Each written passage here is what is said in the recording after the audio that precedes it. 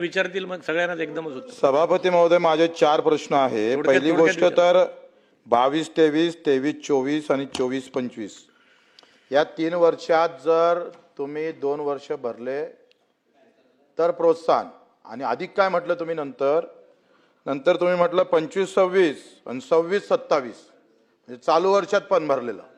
मला एक सांगा, चालू वर्षाचं कर्ज भरणार 27 मार्च आणि त्याला प्रोत्साहन निधी आता बोलताय.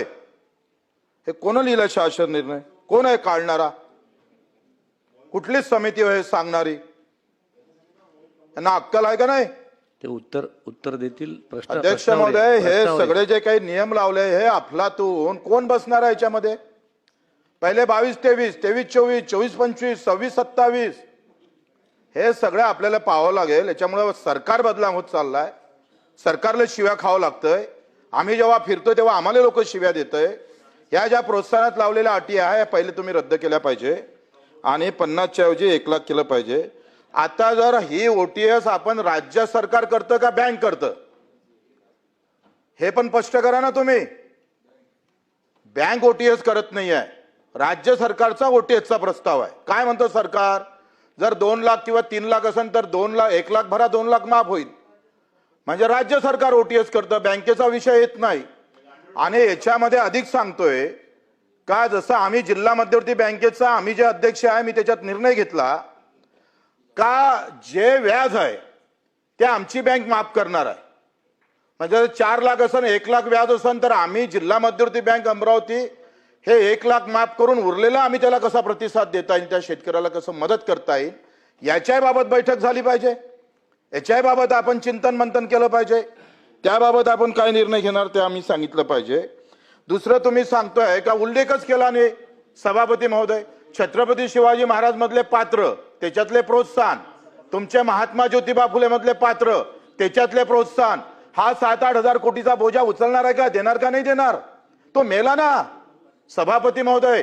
काय होतंय, कर्जमाफीमध्ये नाव आलंय आणि बँकेत मात्र पैसा दिला नाही, गव्हर्नमेंटनं दिला नाही. न दिल्यामुळे काय झालं, नवीन कर्ज भेटत नाही, माफीची वाट पाहतोय. काही शेतकरी हायकोर्टात गेले आणि हायकोर्टानं निर्देश दिले का हे पैसे भरावं लागेल सरकारले.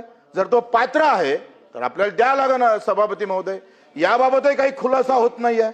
हा खुलासा केला पाहिजे आपण. हा खुलासा जर केला नाही. दुसरं तुम्ही काय म्हणताय, 2019चा जो महात्मा फुलेमध्ये जो काही लाभार्थी आहे ज्याला लाभ भेटला त्याला तुम्ही फक्त 50,000 देणार.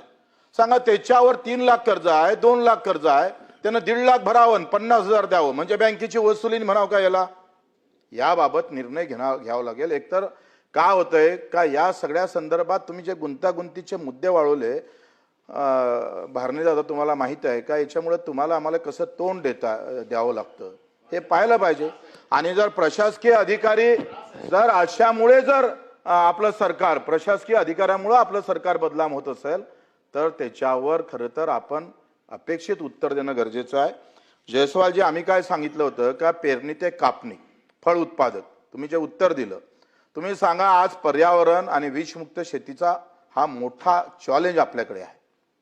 तुम्ही जे फळ पिकांना आपण 3 वर्ष देतोच, पण 3 वर्षानंतर जर आपण MRGS मधून जर कव्हर केलं आणि पुढचे 4, 5, 10 वर्ष दिले तर काजू उत्पादक, आंबा उत्पादक, संत्रा उत्पादक हा सगळा शेतकरी, केळी उत्पादक शेतकरी हा वाचू शकतं.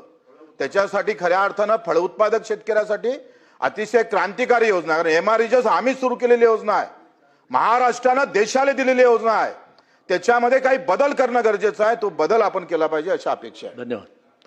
मंत्री महोदय.